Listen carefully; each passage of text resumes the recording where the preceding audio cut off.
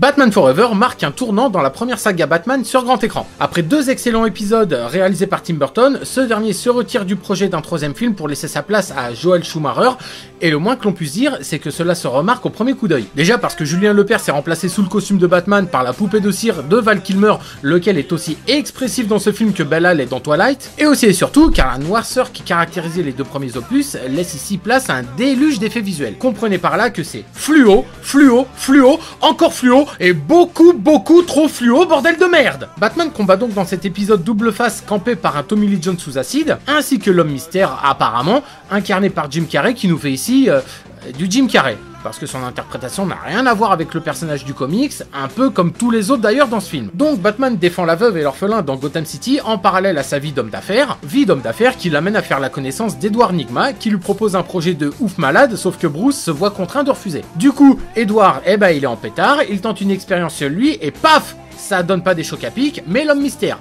Ouais, niveau background des personnages, on est clairement sur un niveau je m'en bats les couilles. Et après être allé au cirque et avoir assisté à un numéro de funambule qui tourne mal car interrompu par double face, Bruce Wayne décide de recueillir le seul rescapé de la famille de Troubadour, Dick Grayson, qui découvrira assez aisément l'existence de la Batcave qui décidément est l'endroit le moins bien gardé de Gotham City. Forcément, ce dernier veut jouer les justiciers en collant en s'alliant à Batman pour faire mordre la poussière à double face. Bon, d'abord Batman il refuse, mais quand il constate que double face et l'homme mystère se sont alliés, ont découvert l'identité secrète de Batounet, détruit la Batcave et pris Nicole Kidman en otage, qui au passage ne sert strictement à rien dans ce film à part se faire sauver.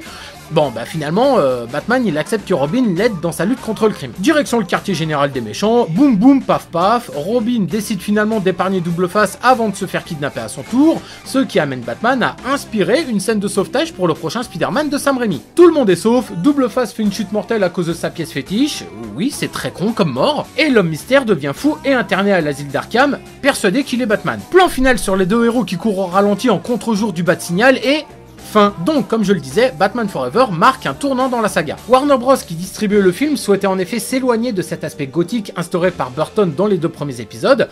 La faute à des plaintes de parents concernant des jouets McDonald's estampillés Batman le défi en mode « ouin ouin, je veux pas que mes bambins adorent un film avec une telle noirceur et des sous-entendus sexuels. Non mais what the fuck ?» Du coup, McDonald's cessa son partenariat et retira les jouets de son Happy Meal. Destiné du coup à devenir une œuvre pour vendre des produits dérivés, Burton se retira du projet, emportant avec lui Danny Elfman et Michael Keaton qui lui n'adhérait pas à la vision du film de Joel Schumacher. Du coup, pour compenser l'aspect sombre des 2 premiers opus, on te met du flashy dans la gueule à en rendre marteau un daltonien, ainsi que de la synthèse dégueulasse pour représenter la ville de Gotham City. On ramène aussi U2 et Seal qui vont signer la bande originale du film, histoire de faire un bon gros doigt d'honneur à Tim Burton qui avait refusé que Prince fasse la bande originale de Batman 2, accentuant encore plus l'aspect merchandising du film. Et malgré tous ces changements qui ont pu en rebuter bon nombre, Batman Forever réalisa 336 millions de dollars de recettes pour un budget de 100 millions, ce qui forcément amènera une suite, le tristement célèbre et nanardesque Batman et Robin avec George Clooney reprenant le rôle de la chauve-souris. Mais honnêtement celui-là je ne me sens pas la force de vous en parler,